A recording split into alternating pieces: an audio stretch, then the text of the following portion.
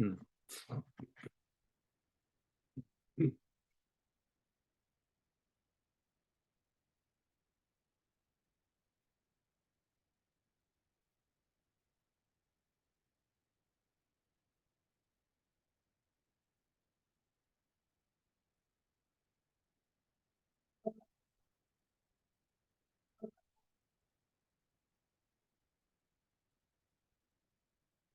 Hey Mike, how are you doing? Yes. Hey, again.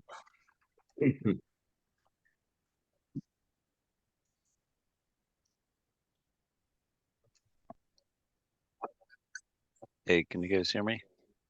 Yes. Okay.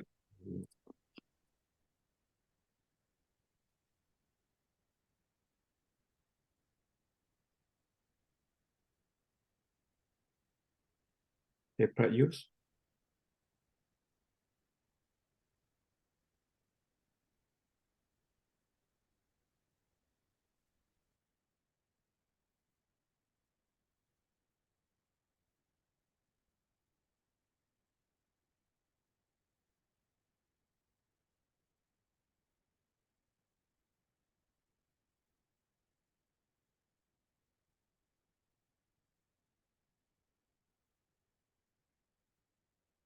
How's it going, Rudy?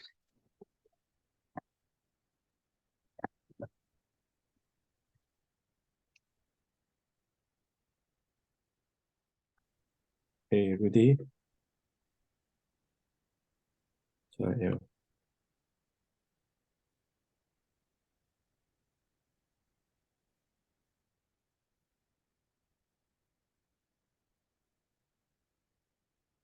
Rudy, can you hear us?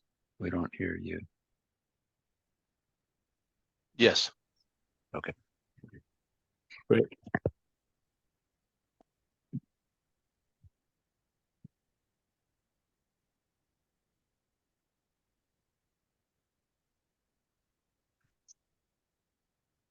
Hey, Corin.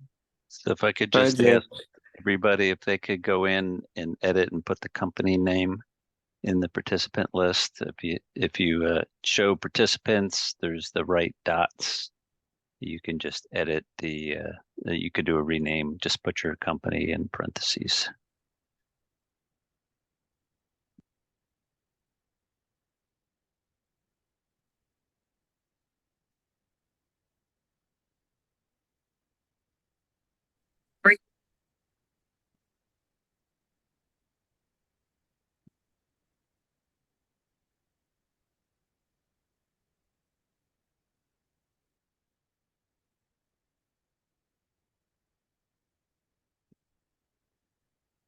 Yeah, just change my, that's good. See my when changing. I assume Satish will be joining, right? So it was earlier. It was here. Yeah, we're waiting for the Intel guys, Satish and I think Chris. Yeah, I'm here. Steve should be here Yeah. as well, but Oh, there's Chris. Sorry. yeah, I can present if we don't want to wait for Satish, but he should be here. Yeah. Fashionably late. Let's wait for him. Let's wait for him for a bit. Then he was. Yeah, let's wait till 5 after 3 and then or 5 after noon, depending on your time zone. We'll get started. Yeah, I think just for everyone benefits, I think like yes, Satish will be from Intel will be presenting the DIE interface format. So he will be joining soon and with the Chris here. So you can see what time that we have later today. We do have some discussion that we have from previous meetings, like some of the lists that we shared before. And we can continue talking about that. We're also talking about discuss some of the format. We can continue talking on that. And some quickly to share here is we talk about I think like the binary format of the XML. I think I saw I'm just kind of included this Python code for example here. I think I can share with everyone. I think I saw there's a way you can connect binary code that can execute faster that way. Doesn't have to compile on the runtime. Yeah, and then see, well, what time do we have remaining, then we can go over these items. Okay. Just a reminder for the folks who just joined us, please put your company name in your profile. So if you go to the participant list, those 3 dots to the right, you can just rename and just put your company name. I see Rao and David, please.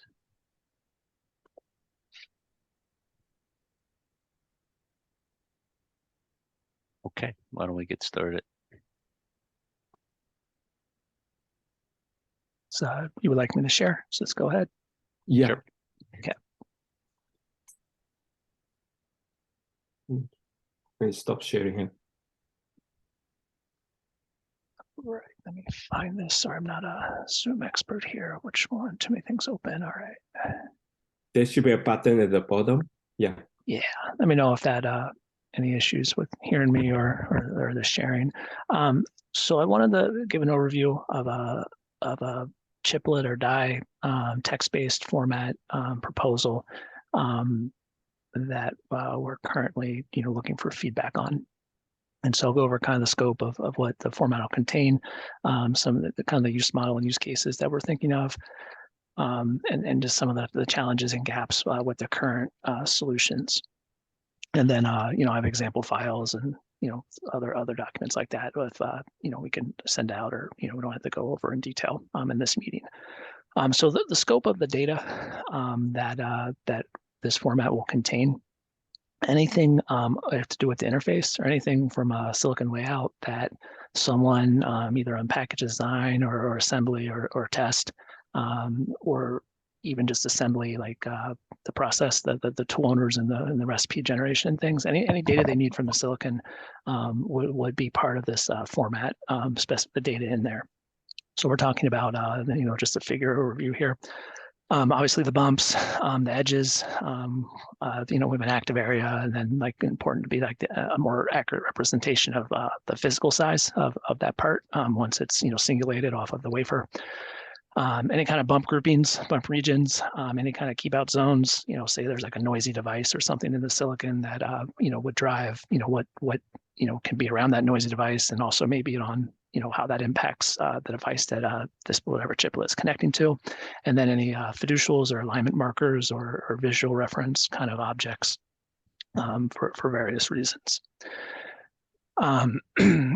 This would be a single, just this format, just a single chiplet definition or single die, and some of the domains, kind of the floor planning, hard IP planning, some of the full chip interface layout, package design, probe card design, any kind of assembly or sort design rule requirements that aren't necessarily covered in silicon rules, as well as like I said, any actual assembly objects or requirements that they would need for visual references and alignment type of marks, or for when they cut it up from the silicon. So any like third-party tool that would be impacted by this, anything that's dealing with that interface device definition, a ton of this stuff, as we probably all know, is kind of very dependent on design process or business process. I want the format to be kind of independent of that, and just be a kind of almost a generic repository for data. I'm a software engineer of a background. I'm in a technology development group, and so one of the drivers, I guess I can get into that. One of the one of the drivers for that is, I want a format that can kind of grow with kind of new technology type of parameters, either like kind of die level properties, new object fiducial types, and new bump properties, where we don't have to like modify the format or even know if it needs to go through a more formal kind of review. Some of these properties and ideas are maybe one-offs or for testing and things like that. So that's kind of the approach that's important that I'm taking when I'm thinking of this format. So obviously for a format exchange, we want it to be supported by as many different tools and vendors as possible. Bidirectional during the early kind of floor planning stages. You could be starting, from the package side. You could be starting from like an interposer. You could be starting from a silicon design. And that's kind of what I mean by bidirectional, where it doesn't, there's not like a strict, flow of the information. Cross companies, platforms, out of the box assembly features, kind of talked about that. And then just the extensibility is what I kind of touched on as an important part of this from a technology development standpoint, where, if it's just a generic, file format, key value pairs, how can we add new things without, breaking the format? And then text-based for usability seems to be an important thing for most of our users. And then feel free to interrupt with any kind of questions. So kind of gaps with our current solutions, kind of what I mentioned, like we have an internal format that we use, like a die file. I think it was based on like an early kind of Cadence format that we've since like customized, and the parsing of it is kind of ugly, internally. We have the die text. We looked at BMAP, CSVs, some XML from Cadence, LeftDev, or real layout with OASIS or GDS. So just this is kind of opinion kind of thing with kind of comparing all these formats, but really the main drivers here are a way to get a framework where we can get generic properties and generic kind of simple data structures into it without drastically having to change the software or the support model. Chris, sorry, quick question about this region, the red, green, the gray, like, right? What are they? The green would be good. The gray would be kind of average, and then red would be not so easy to support. Got it. Thanks. And kind of a looming kind of specter on the horizon are super high bump counts, like hybrid bonding type of things, potentially hundreds of millions of silicon to silicon type of connection points. So this scales a little bit better for that, but that's a whole different, don't want to get too much in the details of that, but that's also something that is in the back of my mind always on this. That's probably a very small percentage of the overall die, but it is at least something to consider as well going forward here. So the proposal here, and then I'm going to go over, I'm basing it on YAML. Basically, I'm extending basically the die text and the BMAP formats, and using YAML. TSMC's 3D blocks uses YAML, so I figure that start here, right? Again, generic data structures, key value stuff, maps and sequences, all can be converted to JSON or even maybe an XML. But that's kind of why I picked YAML. I like the idea of kind of modularity here in some regards. So again, if you have like tons of if you want just the bumps and their properties, or you have like complicated alignment marks and other things, you could separate those things in the different files. Also, we kind of have been experimenting with these super high hundreds of millions of bumps.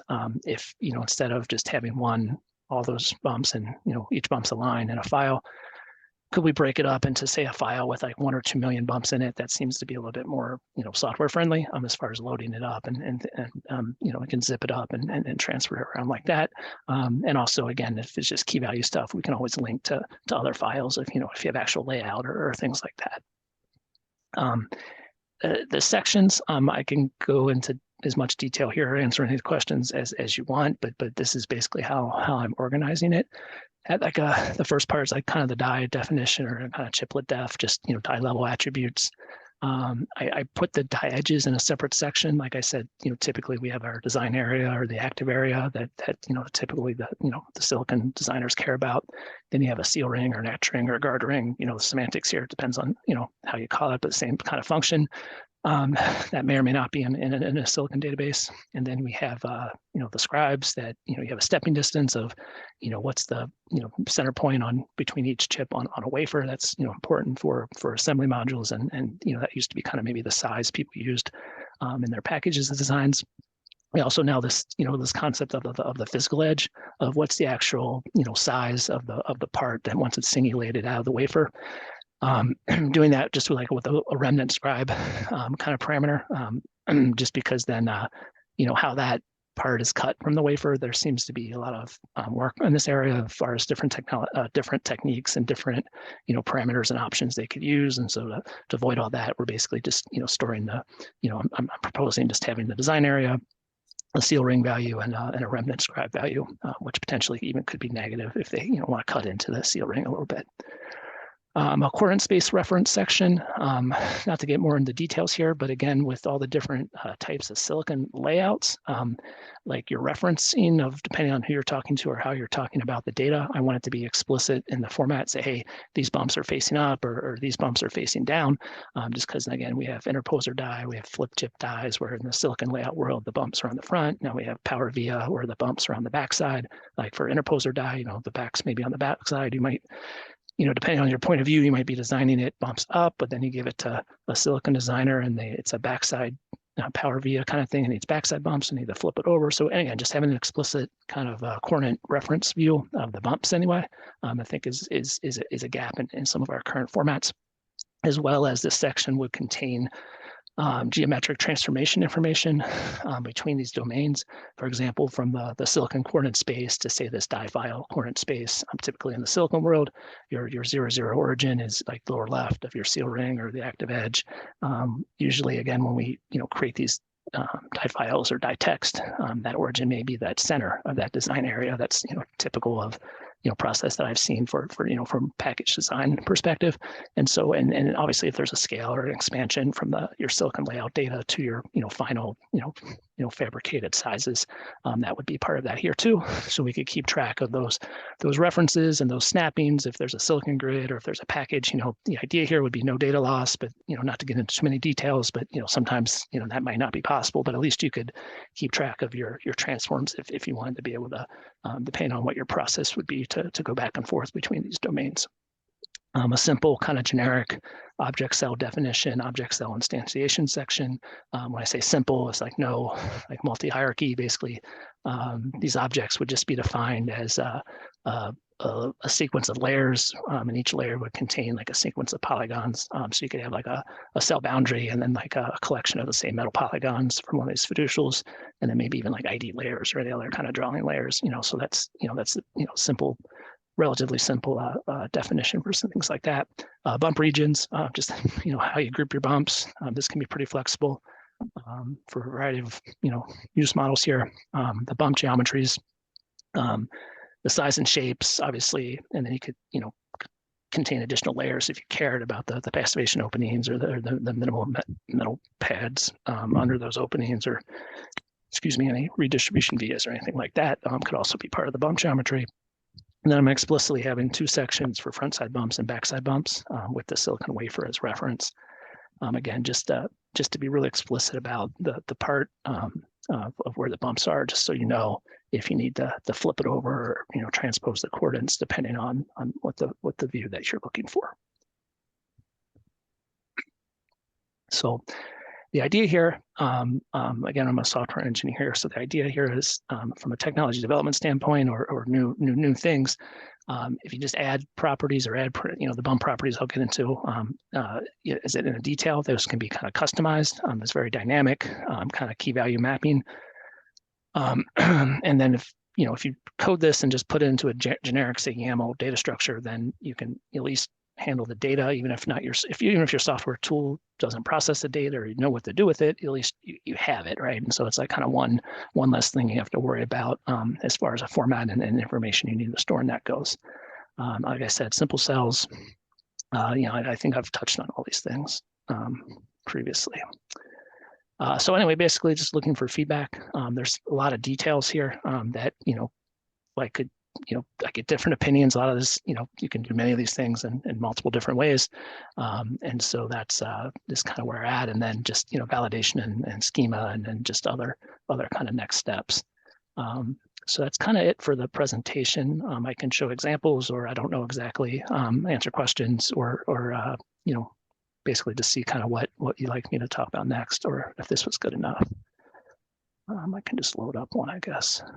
So Chris, can we get a copy of these slides? Yes, yeah, I can send these out.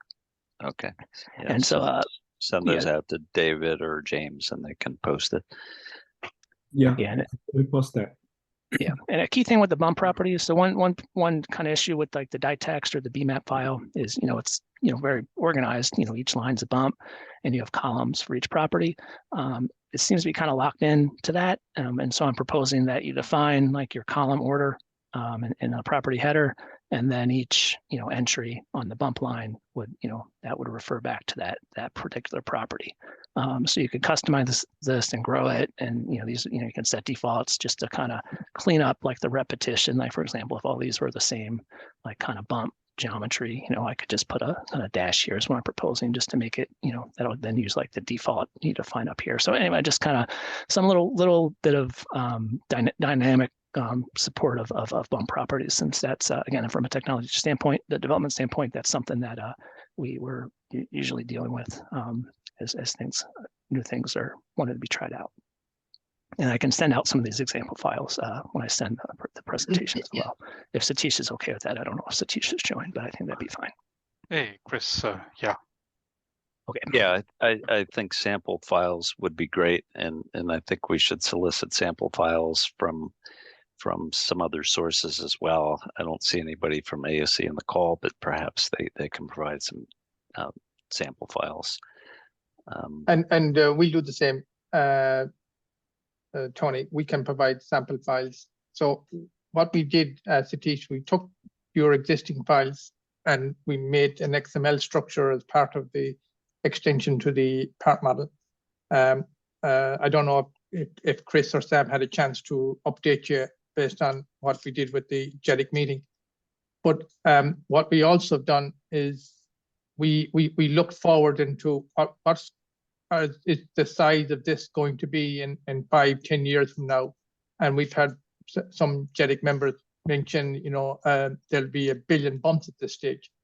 So we've modeled a new representation of the data that will reduce the number of lines in your file and still have all of the information in there. And we've been successfully able to create a representation of up to 1 billion bumps and still be able to make it very reasonable. So I think there is still opportunities for more data architecture to be done on this. And I think we have 3 compressed meetings with the JEDIC group. One happened last Friday, which was an extremely good meeting. We have one tomorrow and one the following week, and by then we think we will have a very robust structure that will scale to many billions of bumps, and including everything that Chris has shown here on the first page in terms of regions, different types of bumps, different geometries, different locations. All of that structure properties would also be available in that.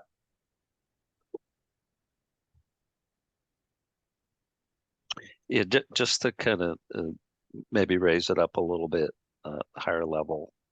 So this, I think you've done a lot of excellent work here, and I think it's a very robust format. But there are several similar type formats that are floating out there. Obviously 3D blocks, you've got your WiDi file, and then we have the JEP30. And ideally we would like to converge on a single format, and we do want eventually that to be adopted by a standards body. So Chris, maybe you could comment on how this compares with the JEP30 and the 3D blocks. I don't want to get into the syntax issue right now, so just let's focus more on the contents. Yeah, in my experience, really the biggest kind of difference or contrast between something like this and a JEP30 type of format is just for that early kind of floor planning type of work. I don't know enough about JEP30, really to have a great handle on that. But typically, just in the meetings and things there's everything's in that JEP30 like thermal and more everything, right? So a lot of times, the actual work is done on something a little bit more lighter weight. So that's, one contrast with this, working with, some of our silicon teams, this kind of die text and the BMAP that, and basically the die sizes, that seems to be the really things they only know about or care about it, the use model that, this stuff gets used for. So that's just something the note, that's probably the biggest difference. Like I said, the data is data, and it can be in all these formats, just with the ease of use for obviously large, complex die. You're not doing any of this manually, but for the vast majority of smaller die, that there's still a lot of kind of manual work or Excel work, or a huge variety of floor planning type of strategies and tools that they they typically want to use a simpler format. But that would just be a concern to work with on the JEP 30 side, or for me to learn more about it. Yeah, just kind of a comment on the JEP 30. So really I think the intent of the JEP 30, or at least really the CDMXL effort that was initiated, the intent is to define all of the relevant information relating to a chiplet that would be required to do a package integration. So that was the original intent. We started out in defining the different views. Now, not all of that information is necessarily in there. So we do have, a lot of the physical information, mechanical, some of the pin names, standardized pin names for industry standard protocols like DDR and UCIe Express and all of those things. It really is kind of that was one function of it, if you will. But certainly I think everything you have in here is important and very helpful and useful for planning. So I see no reason why we couldn't extend the JEP 30 to support these additional items if needed.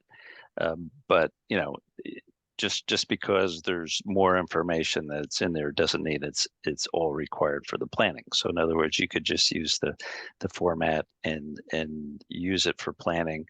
But eventually, once you're going to have a chiplet on the marketplace, then we would like all those additional views represented there. So in the JEP 30, there's kind of a checklist that talks about test vectors and patterns and a lot of other things that are not in the standard per se, but in the part model, you could either just indicate, yes, those views are available if you need them for the chiplet, and you can also actually include those files and deliver those through a part model. So conceptually, I and Michael and James, you guys are much closer to the implementation. From everything that you've seen today, is there anything that would preclude us from being able to support all the stuff that Chris talked about in the CDMXL? I don't think so. I haven't come across anything yet. If it can be represented in YAML, it can be represented in XML. What we have to do is to make sure that the architect of the data structure is as robust and scalable to give you mass scalability. And you don't want to launch a standard that's going to be obsolete in 5, even 10 years from now. You want to make sure that this is going to scale for many years. And so we're in the process of testing this out now against 1 billion bumps. And so we need to get an example, and in the absence of one, we're just going to make up a dummy one that's going to have Chris, if you may, could you scale back to where you have the first picture of all the different array with the bumps, right? There you go, right? So everything with bump regions, we can handle that. We can handle that even within a standard array. We can we could create an array and pick out certain bumps out of it and make them missing, for example, so that you could superimpose on it a keep out area. You can define all the different. Before we went to the meeting last Friday, we didn't understand all of the different body outlines, but Chris sent us some information on that, so we built that into the proposal, and we'll be sharing that sometime tomorrow. We can take an array, a pattern, let's say we call it a pattern, and duplicate it with very little lines of code inside the XML.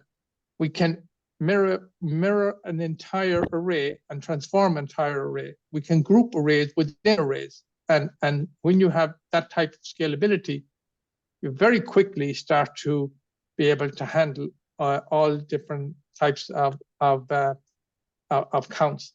Now, you also mentioned at the I think it was either you or the guy from HPE that mentioned that we need to have special numbering because if you have 1 billion bumps, the strings are getting very long.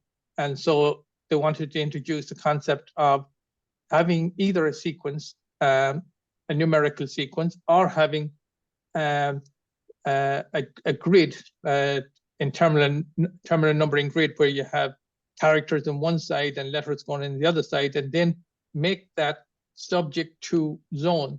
So within one zone, you would have an array of numbers. Within the next zone, you'd have the same array of numbers, but the zone character itself would be the only thing that would be different. So you have an awful lot of flexibility like that.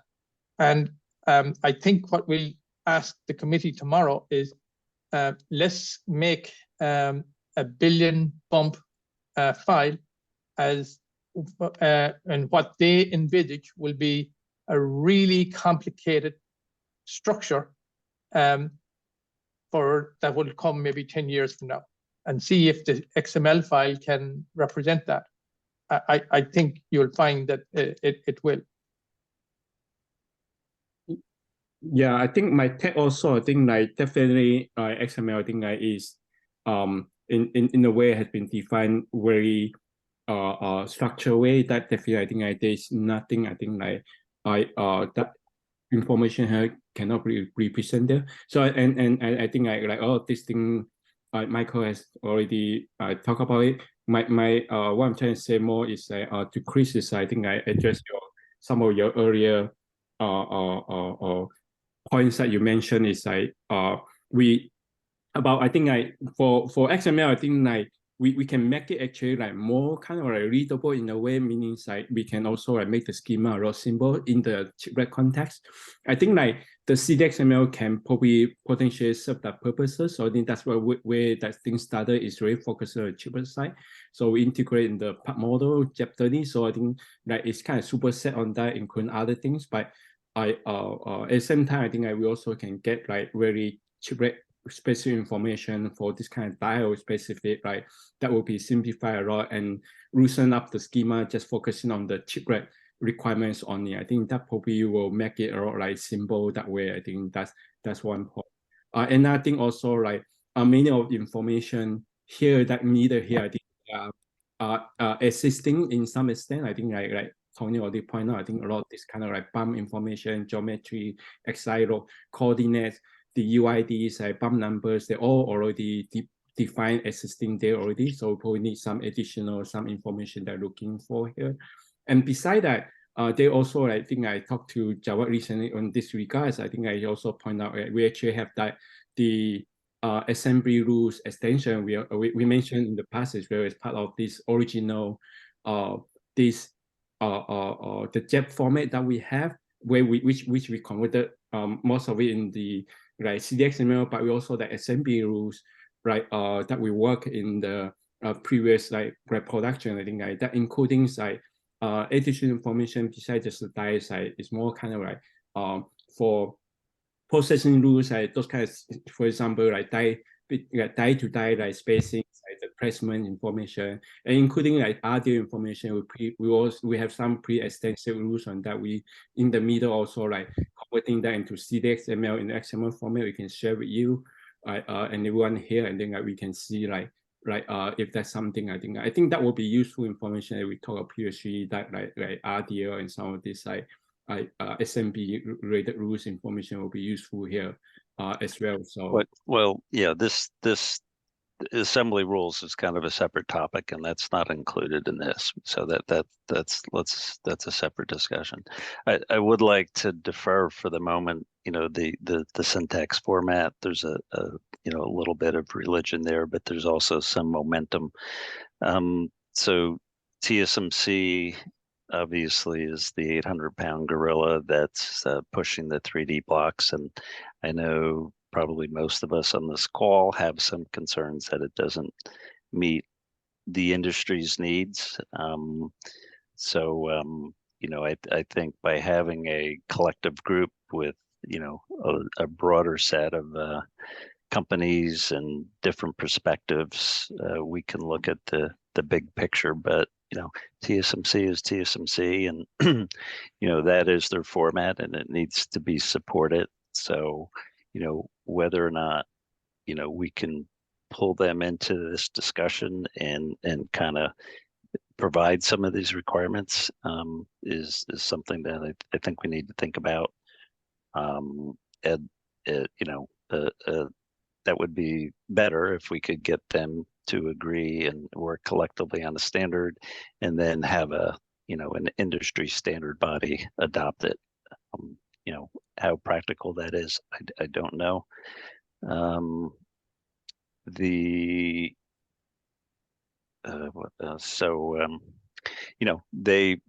chosen YAML, so there's kind of some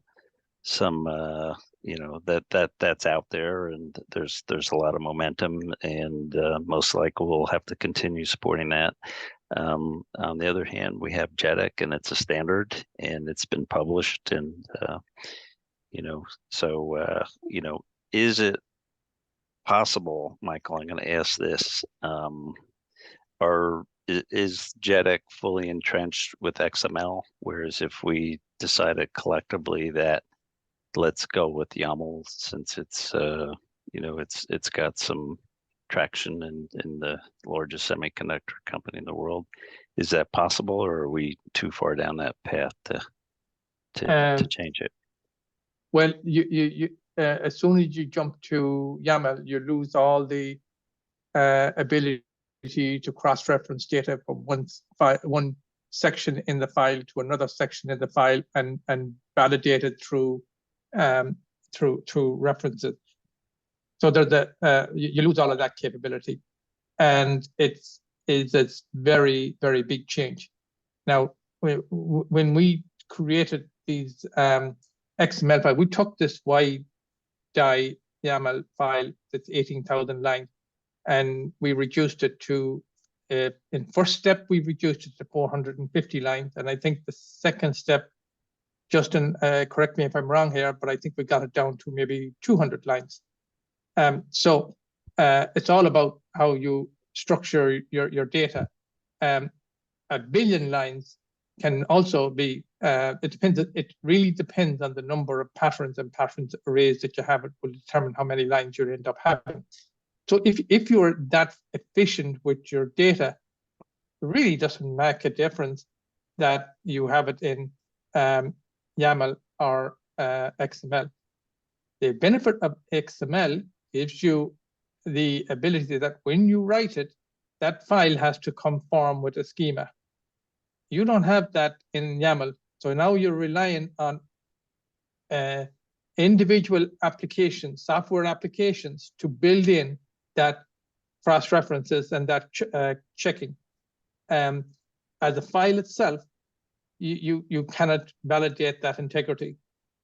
And you can do that with XML.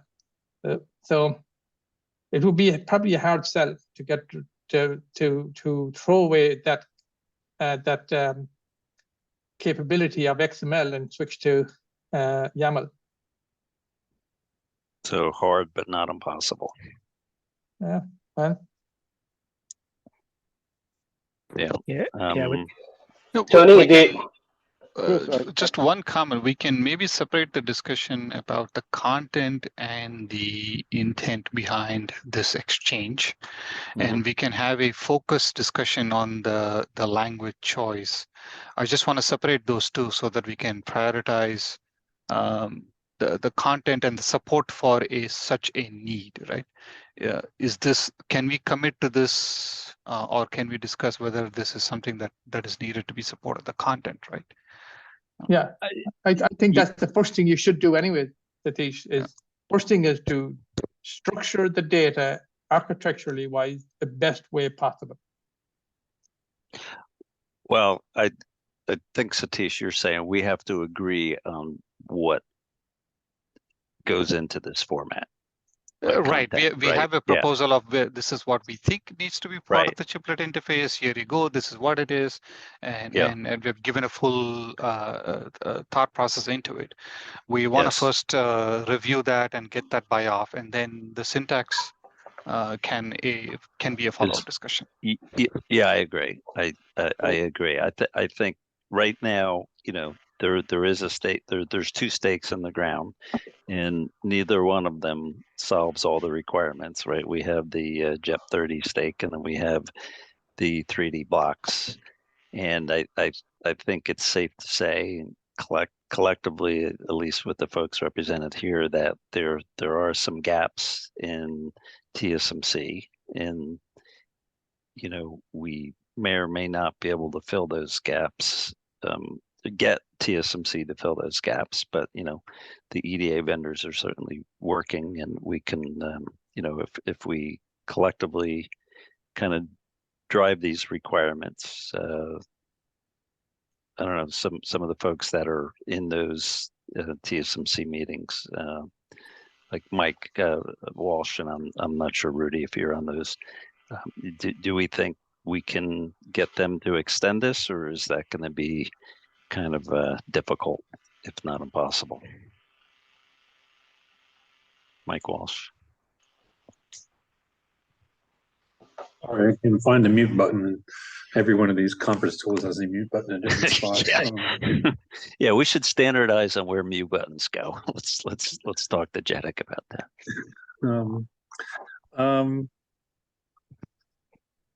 You want to know if we can get TSMC to change their formats or adopt these other formats?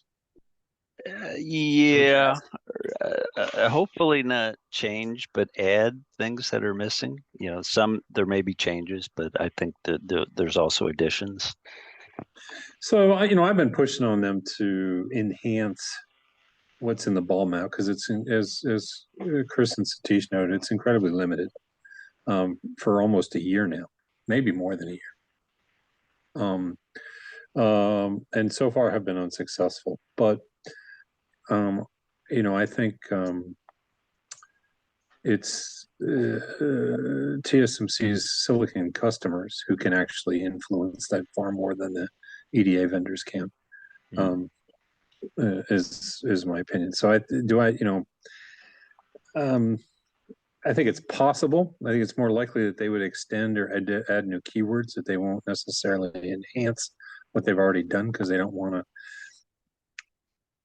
change their 1.0, 1.5, 2.0, 2.1, certification standards. So, and that's how we had kind of proposed, not replacing the ball map, but basically allowing the definition of an enhanced ball map, which was similar in concept to what Chris outlined with their YAML format when we did that a while ago. But as I said, we haven't been very successful, so I don't know.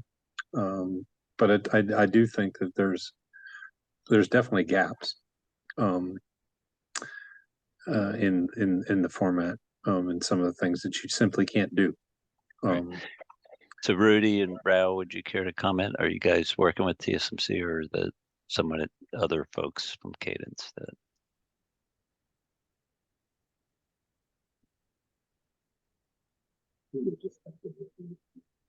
Other folks from Cadence, I'm not engaged with them on that topic. Right. Same. Okay. So yeah, maybe yeah, I can talk to him. Is Mike Lafferty working on the format, or some of his guys? He said he is going to try to join later in this meeting. He had some conflicts, but Can you hear me? Yeah, we no, heard you. very faint from my perspective. Can you hear me now? Ralph? No. Yeah, you're very faint with the No. mic shifted out of the way, Ralph.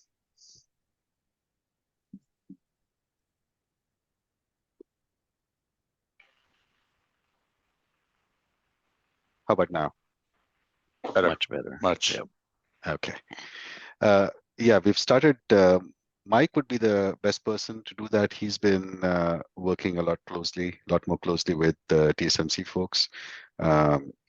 I know that there are lots of discussions that have gone back and forth with them on this. So rather than say anything out here at this point, I'm just going to wait until Mike comes. I think he's going to have the most up-to-date information. All right. Well, I could facilitate a meeting with Mike and Mike. Yeah. Mike Walsh and Mike Lafferty, and we can maybe kind of chat a little bit about that. And you know, I think short term we're going to have to support, you know, the 3D blocks, and I think if we have enough flexibility and a superset of the information, I certainly think it should be, you know, pretty straightforward just to translate to their format if need be. And, you know, we can translate from 3D blocks, but it'll obviously be a subset of what we're looking at. So, you know, we have to, and you know, as long as TSMC is driving 3D blocks, that is something that's going to have to be supported. Whether or not that is the standard is a separate discussion. Ideally, we get one format that everybody agrees to, but that should be the goal. But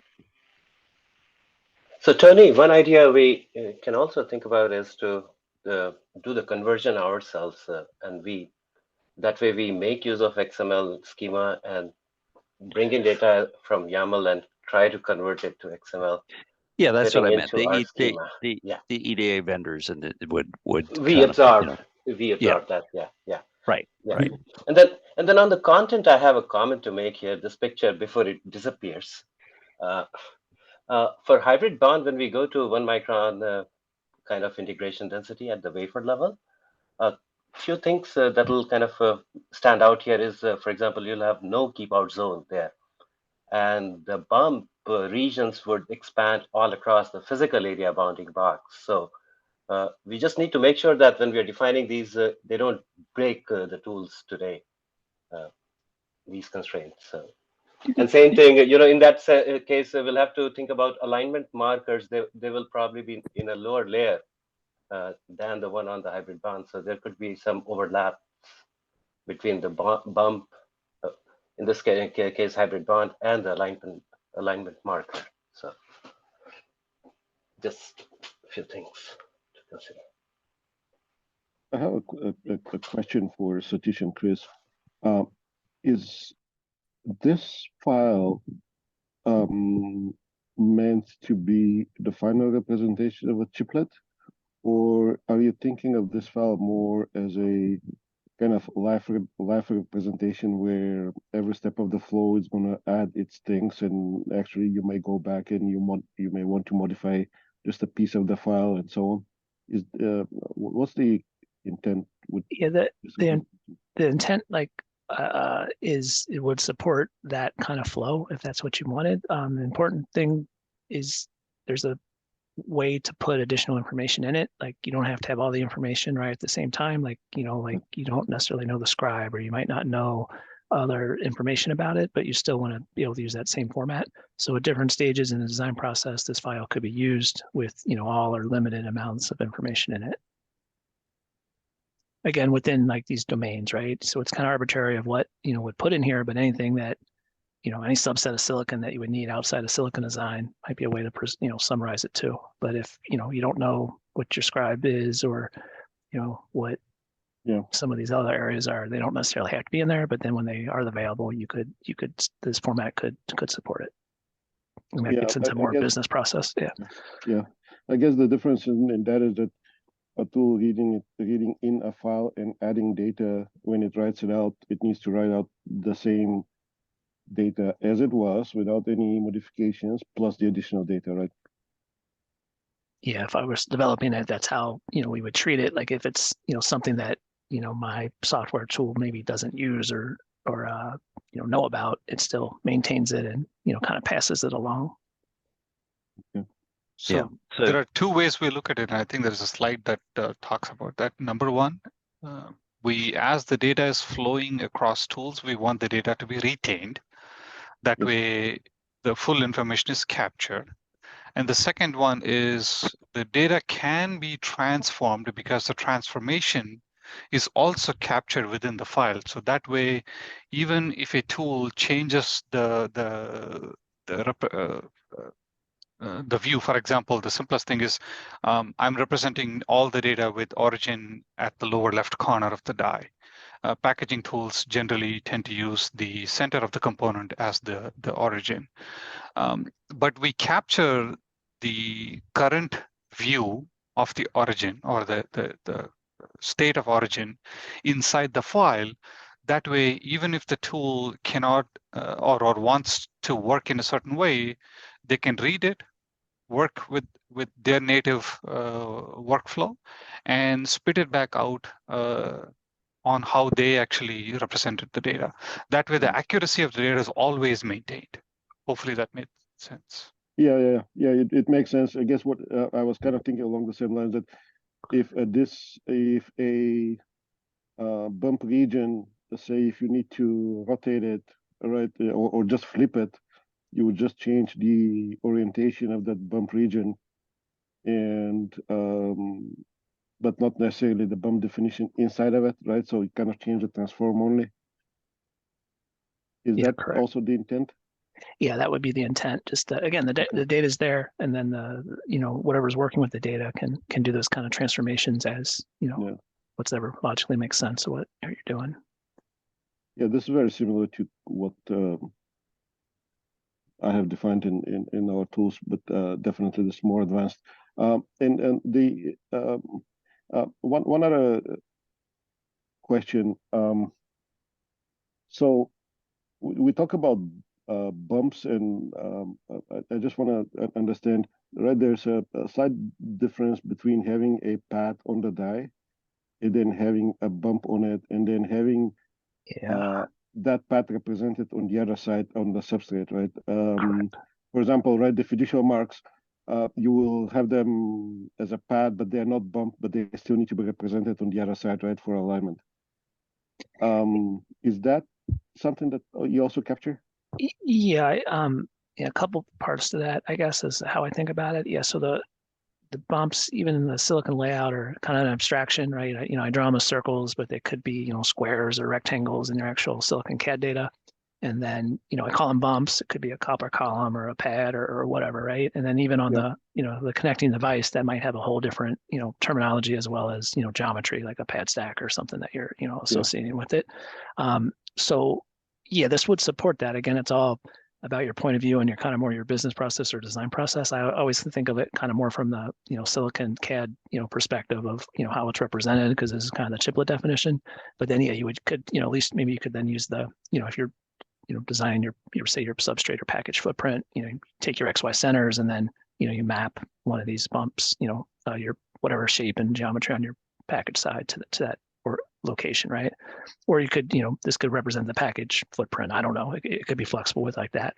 And as far as the fiducials go, I keep them in a separate section as the bumps. Sometimes they're on the same like physical CAD layout layer or fab layer as bumps, but they're not necessarily bumps. And so again, it's this file would support however your technology specifications would be. There's a placeholder for it. You can put them on the same layer. Put them in a pin list. Put them not in a pin list. It's kind of up to you what you need it to do. Is at least how I'm thinking. Just that flexibility. Just because there's so many different types of silicon now, so many different types of ways that are being designed, and things happen at the same time in parallel, and so package and silicon design, or multi-chip design stuff. So again, this just that flexibility in the format to support all those things with one format was one of my goals, or our goals.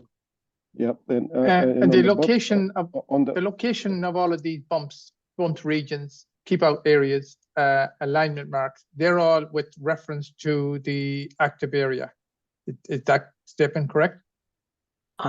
They're how do I say it? They're how I think about it anyway. So again, it is all about perspective. I think as I go through this, yeah, it's the coordinate space within the file is just relative to whatever is in that file, and so things at origin can move, right? So everything's relative to each other. If you're talking about like when they're originally placed, yeah, it's usually that active area, since that's something that is actually drawn usually in the silicon layouts. That's usually the starting point as far as references go, to how we use the origin. Right. Let me add a thought. So the direct answer is no, it's not assumed to be with respect to the active area. We explicitly call out what my origin is, and then all the coordinates refer back to that origin. That's explicitly called out in the file. And then we also specify one object, for example, the active area, how that's placed with respect to the origin. So we can say the origin that the origin comes first then, and then everything else is reference to that. Yes. Okay. Yes. Okay. Do you ever use GD&T? Geometric dimensioning and tolerance? No, not in this context, no. Yeah, in the past we have. So I don't know. Can you see this when I'm sharing, or is it only sharing the PowerPoint? Sorry, what is GD&T? On the PowerPoint. Geometric dimensioning and tolerancing. It's where you have okay. Yeah, I was going to ask about tolerancing. Okay, I haven't heard that term, but okay. Like as far as the edges go, I don't know if you can see like this notepad I'm sharing. Let me know if you can't. No, we don't see that. Oh, we see our presentation. Oh, that would have. It's a mechanical design standard, Chris. We don't apply it here. We use it in our mechanical collaterals, right? Yeah. Right, but that is something that I think it is supported in CDMXL, and that could be required for assembly type information. Yeah, if you have that, you need your placement of that, right? So like for edges, I'm proposing like we just have a true polygon for like your edges. Again, I don't know if you can see this kind of example wide eye. So I was showing this before and talking to it, so I apologize for that earlier. And then and just as an example, I was throwing in some of those additional parameters that people like to see those dimensions, right? And so you could have additional parameters that do all the calculations for you. Okay. But from a CAD tool perspective, it's you need to have all that sorted out. So you would define your ideal, which would typically be nominal, and then specify the tolerances to that. Yeah, if they're tolerances, maybe I don't exactly know what you mean by tolerances, but let's say when you scribe a die, that it's not a perfect scribe, so it's going to vary the physical dimensions of the chiplet. So Tony, there may be specific engineering steps that may need this. We are not covering that because in our flows, we handle that outside of this design flow. But that doesn't mean we can't or we shouldn't. I'm just saying we don't do today. That's not part of our scope of today's discussion. Right. But if it is being required in some way, we're happy to take a look at the data and see if there's an opportunity to include that. And then see how it makes sense in our flows as well. That's something that's implemented already on the JEP 30. And when you're designing something, you typically don't use it, but you do use it when you come to manufacturing. And you certainly need to have it when you want to do verification. You want to make sure that you are within tolerances on that. And so if you have multiple dies from different vendors going to get put onto a single interposer, now you need to make sure that the placement of those dies are in the respective areas within tolerances. Yeah, and the challenge is, when you're designing these chips, it may stop at the wafer level, and that scribing may be done by totally different company, by the assembler. So you couldn't necessarily define that in the database that you're using. That would be defined. But eventually, if in the JEP 30, if you're going to be distributing wafers or die, chiplets, that information does need to be represented, and that could be done, separately. Yeah, that's what this does with that remnant scribe. You kind of take these kind of 3 or 4 parameters and manipulate them to get your different kind of edges. If you want to see stepping, or here's where your tolerance would be built in of how tight are those remnant scribe numbers. You could have a remnant scribe tolerance parameter or something too if there's some variation there. And there's all these different techniques of how they're dicing them up, singulating them off the wafer now too, that drive that too. So it's not even just a fab thing. It's also kind of the cutting up the wafer part too. Right. And that may be done outside of the fab, right? So yeah, exactly. So that it needs to be defined to the end user that's going to be assembling and packaging these things, but you may not be able, if you're just designing the chip and you're going to have to specify the on the wafer where the scribe lines are ideally, but the mechanicals is something that generally the design teams are not going to get involved in. Correct. Yeah, if you use in the testing as well, especially during the boundary scan and things like that, I think that you need that information. So like where things kind of like out of your bounds and things like that, you need to look at your those kind of tolerance information. Chris, question on the bump description. So I get that you have the coordinates of the where the bumps are. My question is, with regards to the actual bump description, meaning is it only describing the metal pad on the top or bottom side of the silicon, or is it would it describe the openings on top of that metal pad? Would it describe copper pillars? Correct. It could. So this example here, I wanted to, in my proposal here, you can add whatever you need. So for example, this, it's a bump geometry section. So if I'm just calling it like a bump layer. Ideally, if I'm testing this, I could put, if this is the passivation, you could also, you could put whatever you wanted in here, right? Like you could build it as a complex or a multi-layer thing. It's not necessarily multi-hierarchy, but you could add, like your passivation or a minimum metal pad enclosure of that opening or whatever else you maybe wanted. So in minimal, you want the bump shape and size, but you could also throw in openings and whatever other.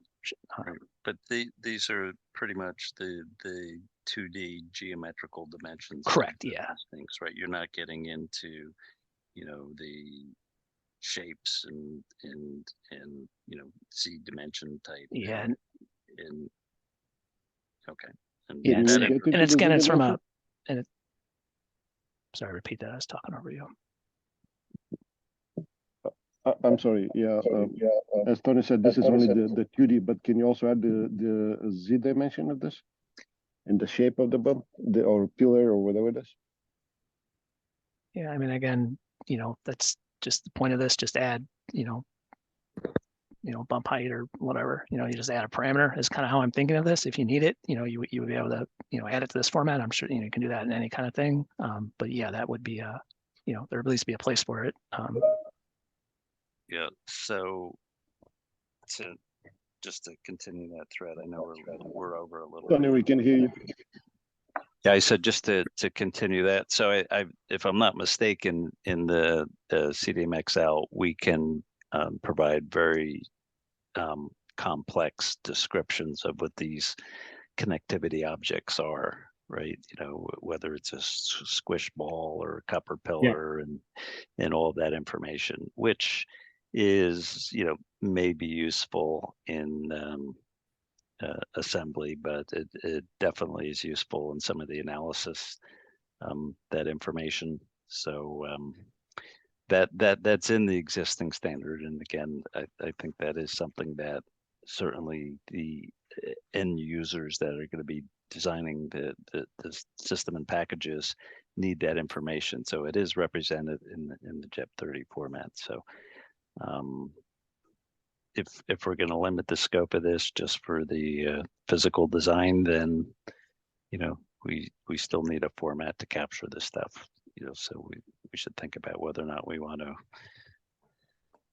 include that or just keep it separate and just provide that information. Yeah, I think that's good. I think it's good to Yeah, start at some point. I have a quick question for Chris before we go.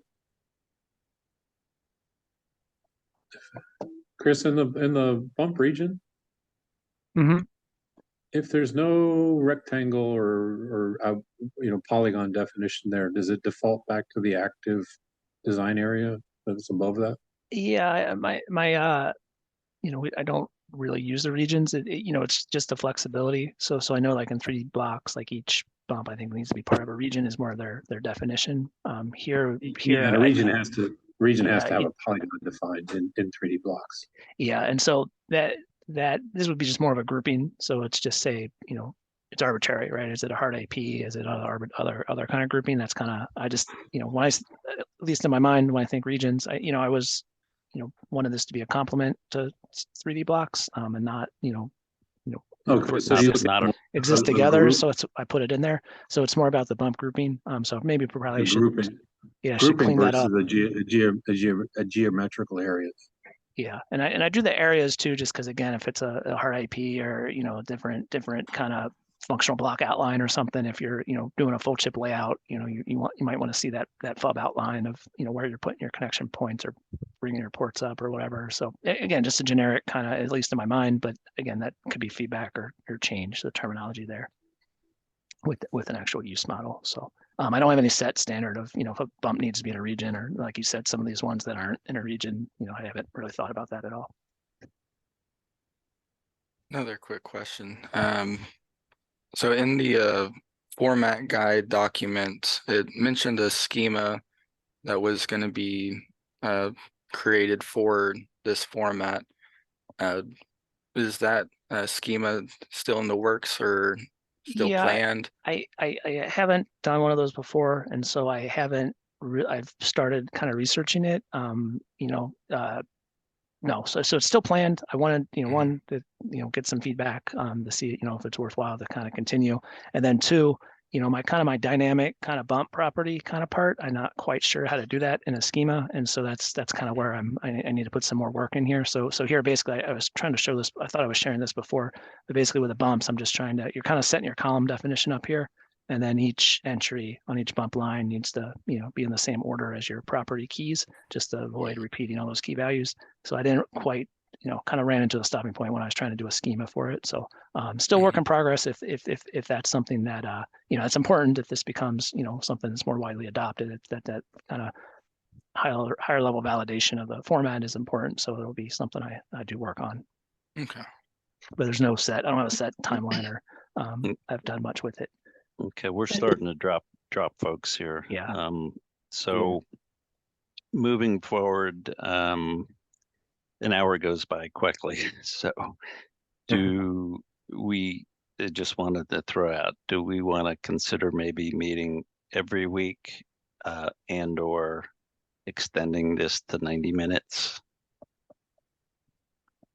We have another meeting at the same time, right? Maybe extending 90 minutes. Well, I mean, yeah, I realize that. So we could, consider changing it, that time slot, but there's quite a bit of activity here, and I'm just concerned if we're doing, basically 2 hours a month, it's going to take a long time to get this going. The other option is maybe, Chris and James, and we get a 3 or 4, people that are working on this, putting more time and energy into it, and they work offline, and we keep this more as the just an update and broader discussion.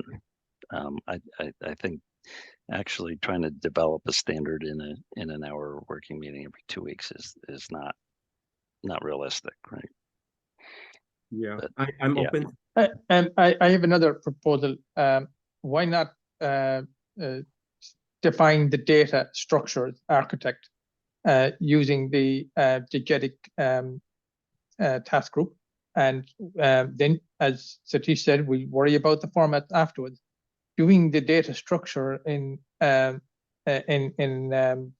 using the Altova schema is very fast, because when you're having discussions, we can just move the data around very quickly, and people immediately see what the options are, right?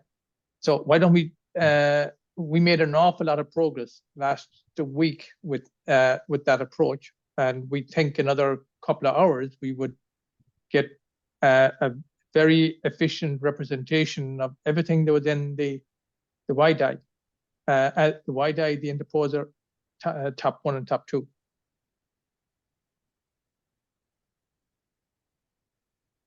So I could extend that Intel meeting tomorrow and the following Friday to include other people here.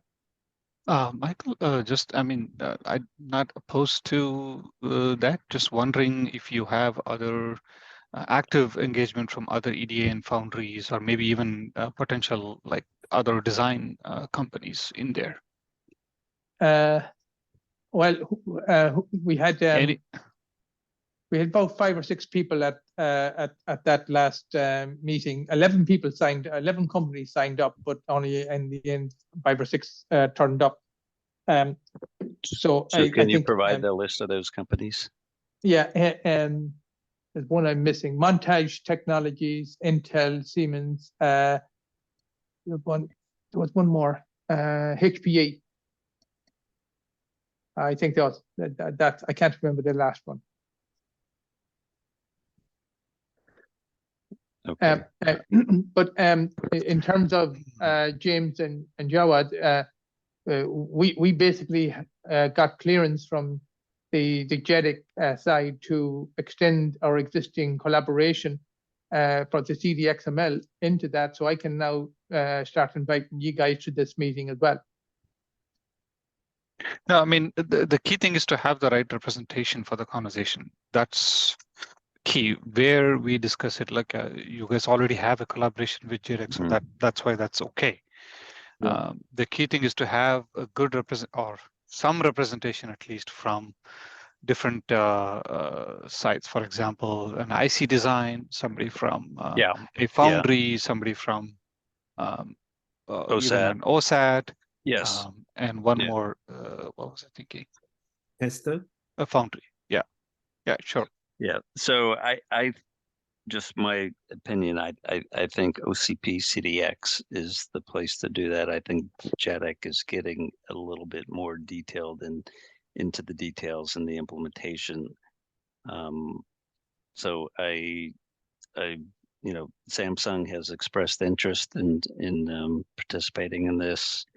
ASC is already participating. They're not on today, but they have representatives, and we should proactively try to get a little more design type participation. I think there's only one pure play design, the HRL. The guy from HPE was, he said he's 50 years in this design space, so he's been.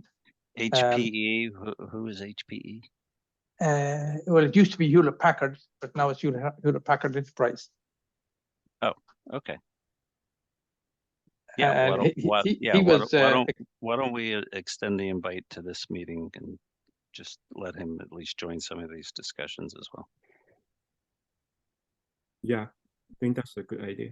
I talked to Lee Hong. He said like she's interested in joining. She's not in this meeting. She's probably traveling. But Lee Hong is she's delegated. I forget his name. And Roger. Yeah, I talked Roger. to Roger too. Yeah. So Roger is the guy that she assigned that's going to work on this from ASC. And I was going to ask him if they could provide some test cases. for their inputs. I'm thinking more for like substrate and fan out type test cases. We do they're doing those kind of things, so we want to make sure they're being representative. We could add others later, but they're already actively working. We may want to reach out to another OSAT. And certainly when we get into test, that is a whole different area, and we may need a separate team for that, because it's a very I want to get some test and maybe different OSAT vendors and get some of our DFT folks involved in that. And I think that's different enough. It warrants a separate meeting.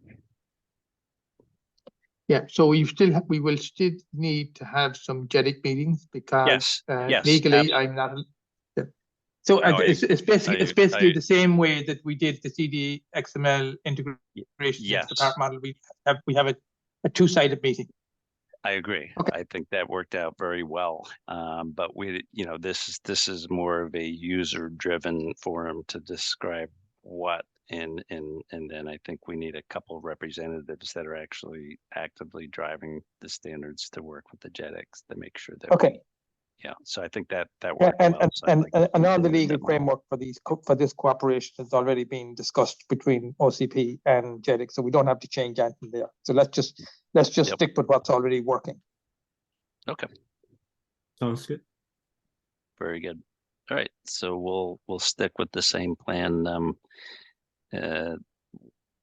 We haven't talked about test, the wafer sort. I see we've lost Chris already, but oh no, Chris, you're still on.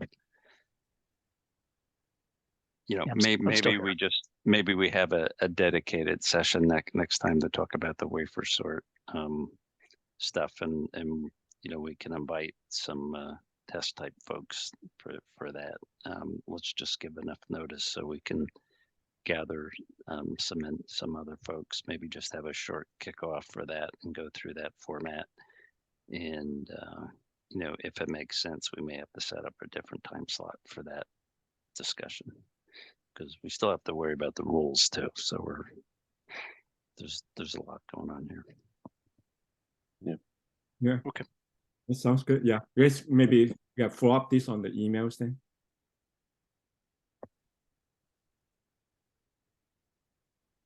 Okay. Thanks everyone. Good discussion. Thank you. Sounds good. Thanks everyone. Chris, will you be joining us tomorrow? I had to change the time. Morning. Yeah, that's fine. Yeah. I was planning on it. Yes. Okay, great. Thank you. Michael, are you going to send that meeting? Yeah, now? I will. I'll send it to just yourself and James, right? Sorry, James and David. Yeah. And who else do you want to enter? Jawad, yeah. All right, just James, David, and is there anybody else? Jawad, include Jawad also. Jawad. Okay. All right. Okay. Thank you. Bye. Yeah. Bye.